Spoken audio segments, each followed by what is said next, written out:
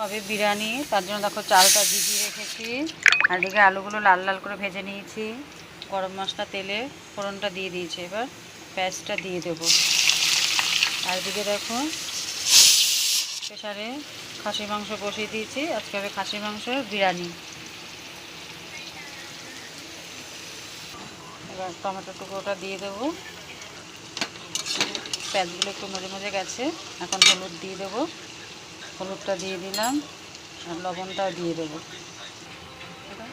হলুদ লবণ দিয়ে একটু নেড়ে চেড়ে নিয়েছি। এবার পেঁয়াজগুলো একটু মজে গেছে, লাল লালও হয়ে গেছে, টমেটোটাও গলে গলে গেছে। এবার মিক্সি করা মশলাটা দিয়ে দেবো।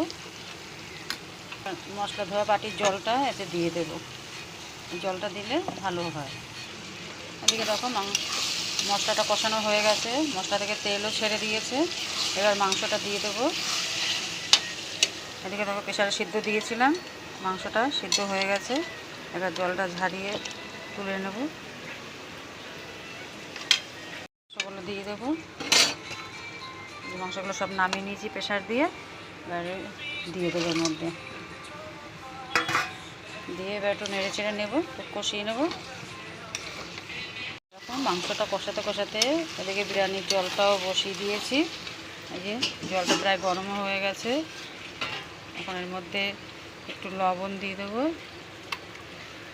আর এই গোটা গরম মশলাগুলো দিয়ে দেবো। চালটা যাতে না ভাঙে, শক্ত থাকে, তার জন্য একটু ভিনেগার দিয়ে দিলাম। মাংসটা কষানো হয়ে গেছে, এবার জল দিয়ে দেবো। একটু নেড়ে চেড়ে দিয়ে দিলাম। তারপর এদিকে দেখো ভিনেগারটা দিয়ে একটু নেড়ে চেড়ে দিয়ে তারপর চালটা দিয়ে দেবো। জলের মধ্যে একটু ঘি দিয়ে দিলাম। দেখো মাংসটা অবশ্যই কষানোই হয়ে গেছে। এবার জলটা দিয়ে দেবো। কত সুন্দর কালার হয়েছে, লাল লাল, দেখতে কত সুন্দর হয়েছে, খেতে হেবি টেস্টি একদম। আর এদিকে প্রেসারের জলটা দিয়ে দেবো, সিদ্ধ করেছিলাম যে জলটা, সেটাই দিয়ে দেবো এর মধ্যে। দেখো মাংসের জলটা ফুটে উঠেছে, উপর দিয়ে আলুগুলো দিয়ে দেবো। আলুগুলো প্রায় সিদ্ধ হয়ে গেছে, অল্প হলেই হয়ে যাবে। মাংসটাও আগে সিদ্ধ করে নিয়েছি, তারপরে কষিয়েছি, যাতে অল্প জালে তাড়াতাড়ি হয়ে যায় আর খেতেও খুব টেস্টি হবে। জল ঝরিয়ে রেখেছিলাম, আর দিয়ে দেখো জলটা ফুটে গেছে। এখন চালটা জলের মধ্যে দিয়ে দেবো।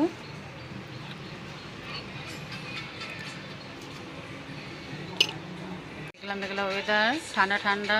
কালকে সারাদিন ধরে বৃষ্টি হয়েছে, তার জন্য পুরো মেঘলা ওয়েদার, পুরো পরিবেশটা পুরো ঠান্ডা একদম। দেখো বাইরের ভিউটা পুরো ভিজের সাথে সাথে একদম ঠান্ডা। এই ঠান্ডা ওয়েদারে আজকে হচ্ছে মাটন। দেখো জাস্ট জমে যাবে আজকে মাটন, লাল লাল মাটন কষা, মাটনের ঝোল দিয়ে গরম গরম ভাত। কার কার ভালো লাগে খেতে বলো। দেখো মাটন করবি, জাস্ট কালারটা দেখো, খেতে ইচ্ছা করবে একদম।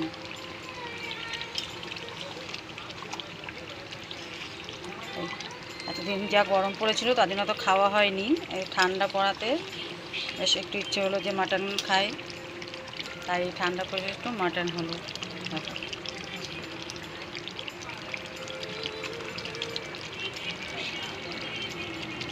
ভাতটা ফুটে উঠেছে, ভাতটা হয়ে গেছে, এবার নামিয়ে নেব।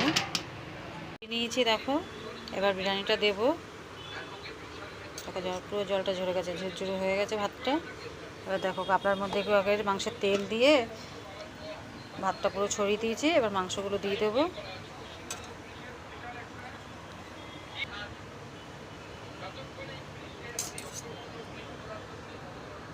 কেওড়া জল দিয়ে দিলাম,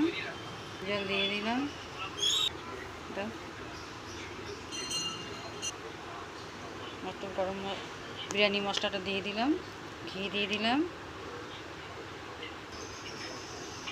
একটা আতর দিয়ে দিলাম।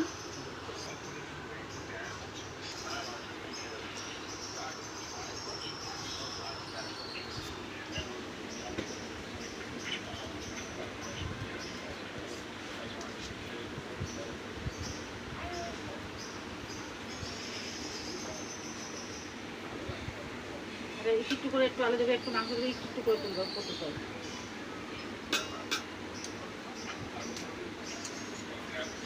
কি করব? একটু আলু দেবে, একটুখানি তুলবে, আবার তুলবে, একটুখানি তুলবে না।